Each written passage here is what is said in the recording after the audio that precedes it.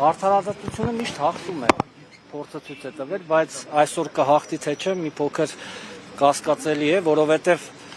մեր իրականության մեջ մենք տեսանք, որ օրենքը, արդարադատությունը այսօր երկրորդական արժեքներ են դարձել ցավոք սրտի, բայց մենք որպես եւ հայ քրիստոնյա մարդ եւ որպես նաեւ եկեղեցական հույս ենք փայփայում, որ վերջի վերջո պիտի արդար ձայնը լսվի։ Չի կարող արդարության ճիճը, ճշմարտության ձայնը խլացվել, անշուշտ պիտի փորձեն խլացնել, բայց ինչպես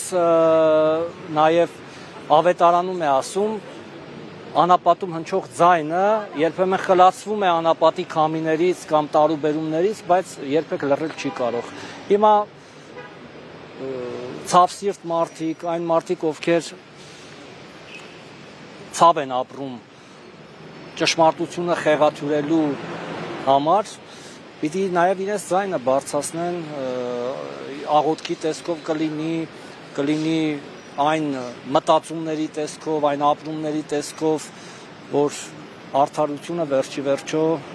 բարձրաձայնվի։ Ակնկալիք որպես այդպիսին ցավոք սրտի չունեմ, ես հորրպես մարդ չեմ, բայց իրականությունը այլ բան է ապացուցում։ Հուսանք, որ եթե ոչ այս անգամ, իհարկե Աստված մի արասը, որ Սրբազանը կրկին անգամ անազատության մեջ որոշվի, որ անազատության մեջ պիտի լինի, բայց գոնե մոտ ժամանակներում հուսանք, որ Աստված պիտի տնօրինի այնպես մեր սրբազանները բոլորը, ոչ միայն Արշակ սրբազանը, այլ բոլոր մեր սրբազանները, նվիրյալները կլինեն ազատության մեջ, կլինեն այն անդաստանում, որտեղ իրենք պահանջված են եւ կարեւոր ու իրենց ներկայությունը մեզ էլ որպես հոգեվորական, որպես հայ մարդ, որպես հայ քրիստոնյա ուժ է տալիս ու առաջնորդում է։ Տեսակ, իսկ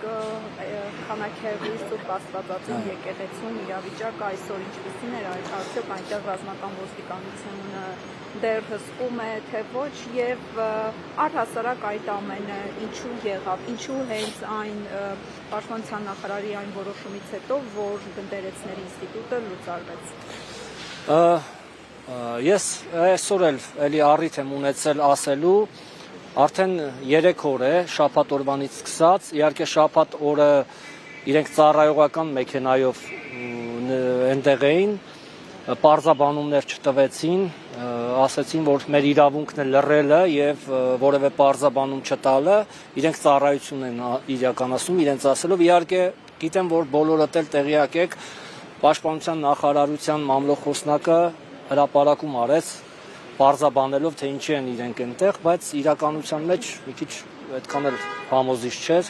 որովհետև իրենց նշած զորամասերը բավականին հեռու են եկեղեցուց, մոտ մի 3 կիլոմետրի չափով։ Այսօր էլի առիթ ունեցել եմ ասելու, կրկնեմ այստեղ, եթե եկեղեցին ստրատեգիական կարևոր օբյեկտ է, դա ուրիշ հարց է, բայց եթե եկեղեցի սրբավայր է, աղոթքի տուն է, չեմ կարծում, որ այդ ուժեղացված ծառայությունը պիտի կարևոր լինի հենց այդ տարածքի մեջ։ 3 օր է, հիմա ավելի իրենք ուրիշ բանով են, այսպես ծառայություն ուրիշ կերպ են իրականացնում, քաղաքացիական մեքենաներով եւ քաղաքացիական հագուստով, բայց կարծես շուրջօրյա ռեժիմով այնտեղ ներկա են իրենք։ Իհարկե մեր ծառայությանը չեն խոչընդոտել, մեզ չեն արգելել եկեղեցի բարձրանալ կամ որևէ կերպ մեր շարժը չեն սահմանափակել, բայց նույնիսկ իրենց լուր ներկայությունը արդեն խոսում է, որ չեմ կարող պատասխանել այդ հարցին, ինչու են որոշել, որ այդտեղ պիտի ծառայություն լինի, ենթադրելի է, որ փետրվար 1-ով, երբ որ հրապարակվեց Պաշտպանության նախարարության եւ նախարարի հրամանը զինված ուժերի հոգեվոր առաջնորդության լուծարման մասին, ենթադրում եմ այդ ենթատեքստի մեջ է կամ հսկողություն ունենալ, չեմ կարող հստակ ասել, իրենք պիտի, որովհետև որևէ պարզաբանում սիրելիներս չեմ ստացել։ Ես անձամբ մոտեցել եմ, խնդրել եմ պարզաբանել, ինչի համար է ծառայությունը, իրենք ասեն, մենք իրավունք ունենք չպատասխանել ձեր հարցին, դիմեք վերադաս մեր հրամանատարին, ղեկավարին, փորձել են կապ հաստատել, ճշտել ինչի է ծառայությունը այստեղ իրականացում հենց այս պահին, հենց այս ֆորմատով, որևէ մի կերպ իրենք չեն արձագանքել, զանգերին չեն պատասխանել կամ անջատել են։ Խնդրեմ դուք ներկայացնեք Պաշտպանության նախարարության հրամանը, որովհետև ինքը երբ որ դա հրապարակեց, ըստ էության փորձավեց հանրությանը ներկայացնել, թե իբր զինված ուժերում հոգևոր ծառայություն այնուամենայնիվ շարունակելու է լինել։ Կխնդրեմ դուք բացատրեք, արդյոք հոգևորականները շարունակելու են մնալ զորամասերում, թե ոչ եւ ինչ որոշում կա։ Ուրեմն հստակ էր հրամանի մեջ, որ այլևս դադարում է գոյություն ունենալ այն կառույցը առաջնորդի եւ Մայրաթոր Սուրբ Էջմիածնի կողմից նշանակված հոգևորականների ներկայությունը Պաշտպանության նախարարության համակարգում։ Հստակ ասված է նախարարի հրամանի մեջ, որ այլևս դադարում են այն հոգևորականները, որոնք Մայրաթոր Սուրբ Էջմիածնի կողմից նշանակված են վեհապար հայրապետի տնօրինությամբ, այլևս իրավասու չեն ծառայություն իրականացնել, հոգևոր սպասավորություն իրականացնել բանակում։ Իրենք հետո հաջորդ կետերի մեջ դա երկրորդ կետն էր, եթե չեմ սխալվում, հրամանի հաջորդ կետերի մեջ իրենք ներկայացնում են իրենց պատկերացրած, թերևս իրենց պատկերացրած ծառայության տիպը, երբ որ հոգևորական գրված չի, բառացիորեն այսպես է, Էջմիածնում, Մայրաթոր Սուրբ Էջմիածնում կրթություն ստացած, հոգևոր կրթություն ստացած անձինք, ուրեմն կարող են որպես գնդերեց կամ ավագ գնդերեց ծառայել, բայց արդեն փոխված ձևաչափով, այսինքն իրենք զինվորական կոչումներ պիտի ստանան, կապիտանի կոչումը կարծեմ գնդերեցին էր վերաբերում, մայորի կոչումը ավագ գնդերեցներին, ովքեր ի պաշտոնե անմիջականորեն ենթակա են դառնում զորամասի հրամանատարին եւ ԲՀ տեղակալին, այսինքն բարոյահոգեբանական աշխատանքներ իրականացնող հրամանատարի տեղակալին, սա ենթադրում է, որ այլևս այդ գնդերեցները, ովքեր որ կկոչվեն ծառայության, մենք ունենք գնդերեցներ, որոնք ժամկետային ծառայության մեջ են,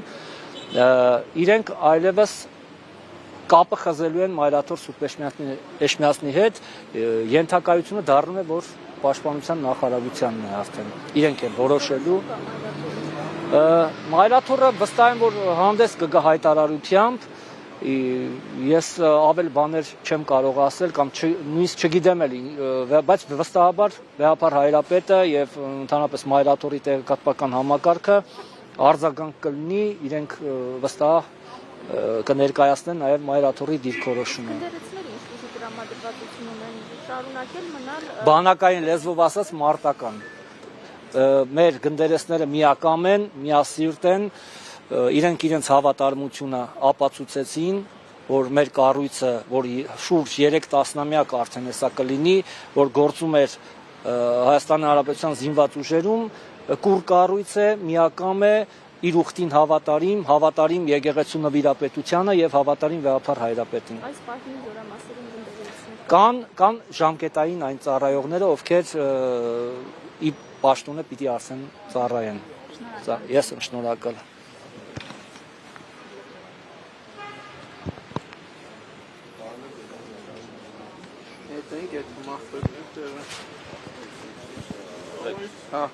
Gracias.